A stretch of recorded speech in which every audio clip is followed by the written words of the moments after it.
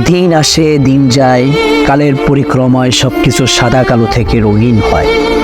ইতিহাসের পুনরাবৃত্তি ঘটে, সবকিছুই বদলে যায়, প্রেক্ষাপট বদলে যায়।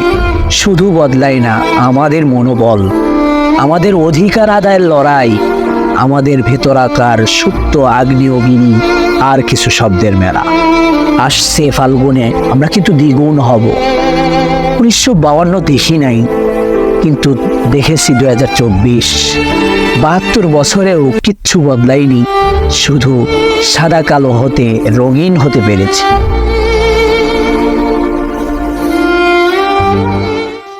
স্ক্রিনে যে ভয়েসটা দেওয়া আছে এক বোনের আর্তনাদ, আমরা মনোযোগ দিয়ে শুনি। আসলে শুনলে আমরা ঠিক থাকতে পারবো না। শুনি, আমরা মনোযোগ দিয়ে শুনি। আজকে যে পরিস্থিতি হরি ক্যাম্পাসে অ্যাটলিস্ট আপনারা যদি কেউ দেখতেন, বিশ্বাস করেন আপনারা সারা জীবনের জন্য এই ছাত্রলীগ জিনিসটাকে যে কি পরিমাণ ঘৃণা করতেন বা ভয় পেতেন আপনারা জানেন না। এরা আমাদের সামনে রড দিয়ে পিটায়া, ছেলেগুলারে রড দিয়ে পিটায়া একদম আধা মরা করে ফেলছে।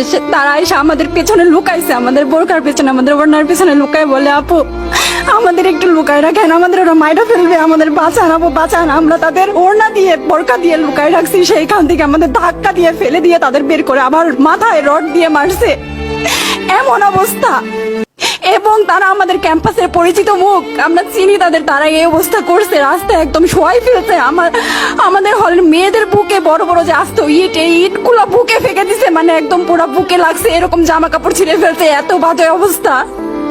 অথচ আমার ব্যাচমেট, আমরা যাদের সাথে ক্লাস করি একসাথে বসি, আমি তাদের একটা কথা বলতে দেখি না এগুলো নিয়ে, একটা কথা না। এবং তাদের নিউজ ফিডে গেলে দেখবেন তারা এখন এগুলাই সাপোর্ট করে যাইতেছে। কিচ্ছু বলার নাই। আমি কেমনে যাই এই মানুষগুলোর সাথে এত বছর।